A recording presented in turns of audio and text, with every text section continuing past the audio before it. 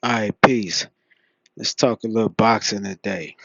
Let's talk the performance of Teofimo Lopez, right? And what I thought about his performance.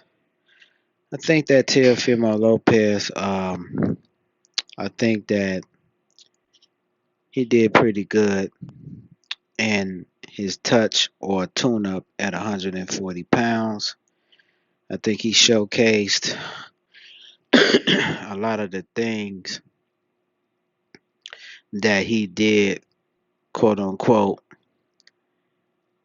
in the 140-pound division. What I mean by that is, being able to move the ring, doing a lot of combinations and things of this nature, and being able to get a guy out of there, if necessary.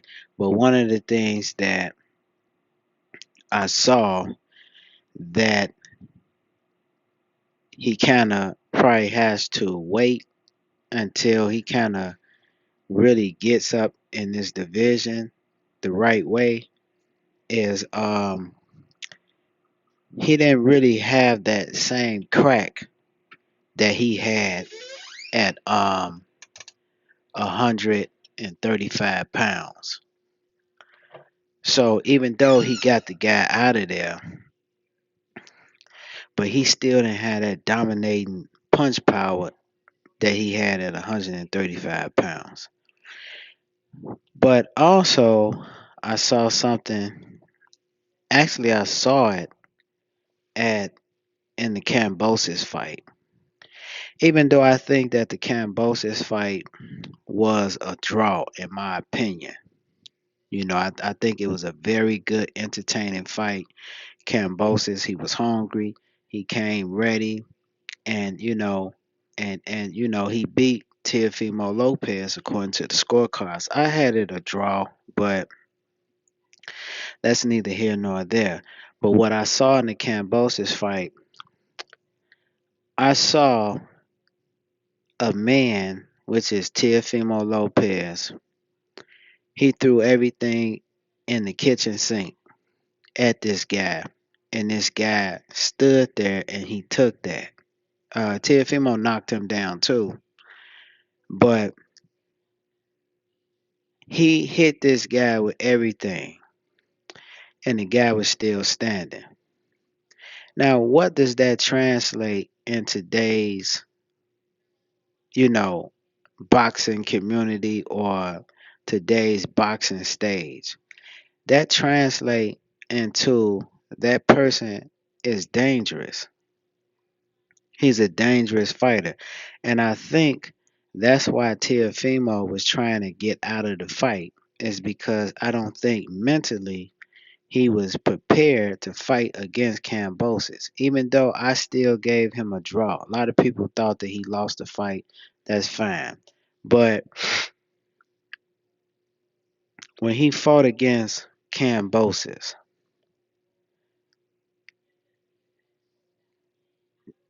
he hit Cambosis with everything, and Cambosis stood in front of this guy, and he ended up beating Teofimo Lopez is because he took Teofimo's heart away from him. And for some reason, with all the skills that he has, this boy is a talent. He's a talent. And he knows how to market himself a little bit too. I think sometimes he can be very delusional with some of his tactics because sometimes with being a marketing person, sometimes you can be arrogant. And I think sometimes that a lot of fighters with a lot of talent, they try to take the Floyd Mayweather approach, but there's only one Floyd Mayweather. Floyd Mayweather was able to get away with a lot of things is because Floyd put himself in position that a lot of fighters, even though I criticize Floyd on certain things, but you can say this about Floyd. He put himself in situations where he can become great. And Floyd Mayweather never had a problem making weight. He never had a problem. See, you would never hear Floyd Mayweather on television talking about that he can't make the 135-pound division no more. See, that's not in his vocabulary. He can't make 140 no more. He can't make he can't make weight. That's not Floyd Mayweather's MO. That's not his upbringing. Floyd Mayweather was a blue collar worker. See, and this is why he's able to talk mess and rub shoulders where he rub people the wrong way or people love him and stuff like that is because he worked extremely hard to be put in those positions, right? But you know, Teofimo with a lot of his marketing skills, with all his marketing skills, he's I think he's making a mistake on certain things, but that's fine. But at 140 pounds, I think that at 140 pounds, I think that if he runs in there with a certain type of dude, he's going to he he's going to get exposed again. And I can see him get knocked out by people of the likes of Regis Prograde. I can see him getting knocked out by Josh Taylor just as well. Even though Josh Taylor may not have the same skill set as Teofimo, but Josh Taylor is a dog. See, he's a dog. Whether you like him or love him, he is a dog. Regis Prograde is a dog. And I would even say that my man Love at 140 pounds, a lot of those guys that's in key positions at 140 pounds, they're different from a lot of the guys at 135 pounds. You got a lot of dogs in the 140-pound division. And also, a lot of these guys today, it's a lot of stuff going around about mental health issues and stuff like that, and that can pose a problem with a lot of these guys performances, and Teofimo Lopez is one of them. See, let me tell you something, man. I don't care what talent you have. You can have all the talent in the world. You can do backflips. You can do everything in the ring. But it you know what it boils down to? Can you fight? When you're at the brink of destruction, can you come back and weather the storm? See? And a lot of these guys they can't do it. Their heart is questionable. See, they may have superstar talent, they may have star talent, but can they bite down when they're losing on the scorecards? Or the fight can be even. Can they weather the storm? Can they take over against the top quality opponents? See, when I saw him fight against um Cambosis, even though I had it as a draw, Cambosis took something away from him. And it may have been questionable ever since he was at 135, and that's his heart. See, do he has heart? That's what it all, because you got a lot of people that play sports, whether you play football, basketball, whatever, baseball. You good, but do you have the heart to weather the storm? See, when you get hurt, you know what I'm saying? When you get a bump or bruise, things of this nature. And see, I look at that in fighters because you got to have the heart in order to weather the storm. And what I'm saying is that when I saw Teofimo Lopez performance tonight, even though he looked very good, but I think that he may have bitten off more than he can chew.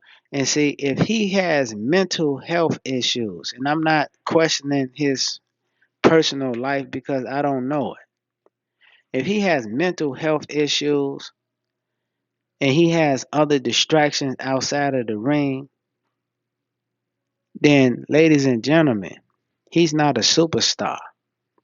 See, he's not a superstar. It's because superstars are able to rise to the occasion. Am I saying that superstars don't have distractions and things of this nature? I'm not saying that. But what I'm saying is that you don't hear superstars talking about personal issues in the public all the time. You don't hear that. All you see them doing is working. They putting themselves in position. You will hear about their personal life when they retire.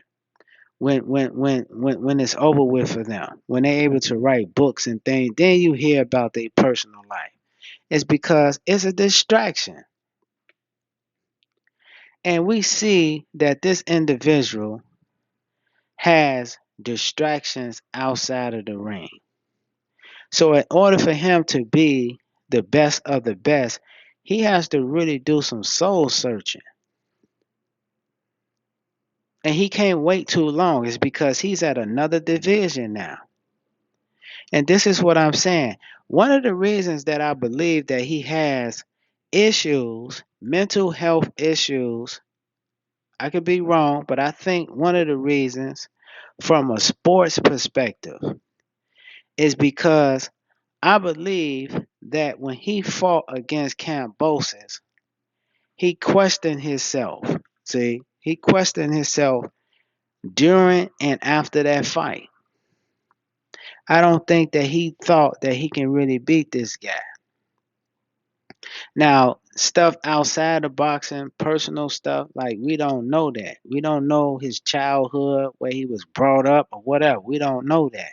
But we talking about from a sports standpoint of view. I believe that leading up to the fight, dealing with Cambosis and even after the fight, I think that he may have questioned himself in terms of is he really good? And I don't think that he was really prepared for that fight mentally. So if you have these problems at 135 pounds and you don't correct it at 140 pounds, when you're dealing with these dogs at 140 pounds, you're going to get exposed. You're going to get exposed, y'all. See, we can go back into history dealing with fighters, but we're not going to do that today. You know, I rate his performance performing against this guy. It was an A level performance. I think he did pretty good, but that don't mean nothing because if he doesn't take control of his mental and become really a star that we have really grown to respect and love or hate, he's gonna have an issue at 140 pounds, and he may get himself hurt at these divisions. It's because the same guy that came in and fought against him against Cambosis, those same guys is at 140 pounds. See, where you can just hit a person with a shot, you know, and he's still gonna be standing there. You can hit him with a 5 punch combination, he's still coming just to land one or two. That guy is multiple guys up there at 140 pounds. So with that being said, brothers and sisters, I really was impressed with his performance. You know, I hope that he does well at 140 pounds. I hope that he can prove me wrong. You know what I'm saying? But I believe that, in my opinion, I think that he's not really ready for 140 pounds. I think that he's a goldfish that's in the river with a pool of sharks and beluga whales, and I think that he's gonna get chewed up at 140 pounds. So with that being said, peace.